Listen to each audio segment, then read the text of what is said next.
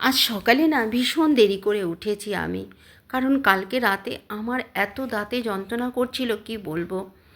মাড়িটা ফুলে গেছে আর কোনো খাবার গিলতে পারছিলাম না। ওষুধটা জল দিয়ে গুলিয়ে খেতে হয়েছে, কারণ ব্যথা না কমলে তো কিছুই করতে পারবো না, সেই কারণে জলটা কোনো রকম খেয়েছি। তো আজকে বেশ বেলা করে উঠেছি, রান্নাবান্না করিনি। তোমাদের দাদাভাই আজকে ছাতু খেয়ে অফিসে চলে গেছে। তো এখন সমস্ত ঘরের কাজ করে টোরে তারপরে রান্না করতে যাব। তো এখন ঘরের বিছানা টিছানাগুলো তুলে ফেললাম। আর দেখো, এই ব্লাউজগুলোর সঙ্গে আমার অনেক অতীত স্মৃতি জড়িয়ে আছে। দুঃখ কষ্ট আনন্দর থেকে কষ্টটাই বেশি। আর প্রচুর ব্লাউজ, বস্তা বস্তা ব্লাউজ আমার রয়েছে। আগে না আমি স্কুলে চাকরি করতাম, তো এই ব্লাউজগুলো তখন আমি পরে যেতাম।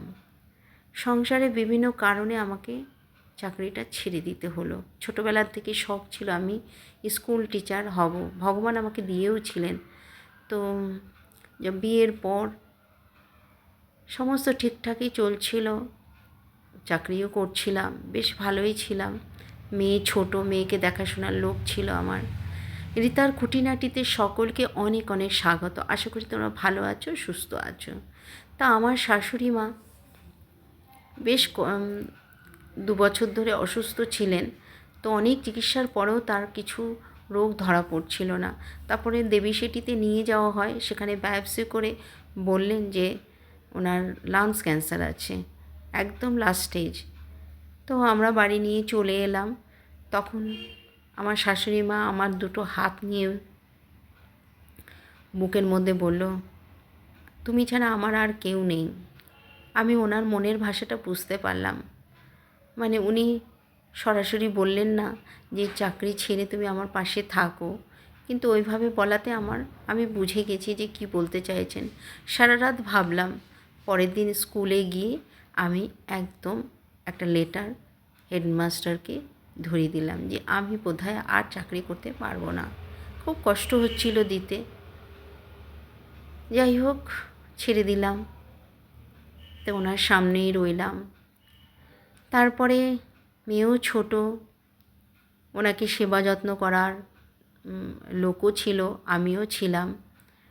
খুব কষ্ট পেয়েই উনি মারা গেছেন। তাই এখন ব্লাউজগুলো দেখলে আমার ভীষণ খারাপ লাগে। তারপরে মেয়েকে মানুষ করতে হবে, তারপরে আর স্কুলে জয়েন করতে পারলাম না। মেয়েকে মানুষ করতে হবে, না হলে মেয়ে কার কাছে থাকবে। তাই মেয়েকে পড়াশোনা করিয়ে মেয়েকে ইঞ্জিনিয়ার করলাম। যাই হোক, এখন একাকিত্ব জীবন, শুধু সংসারে এ ঘর থেকে ও ঘর, ও ঘর থেকে এ ঘর ঘুরে বেড়াই। কিছুটা এই ভিডিওতে কিছুটা আমার অনেক কষ্ট লাগাও হয়েছে, তাই তোমরা একটু আমার পাশে থেকো। ব্লগটা ভালো লাগলে লাইক কমেন্ট শেয়ার করে দিও। আজকের মতো ব্লগটা এখানেই শেষ করলাম। টাটা।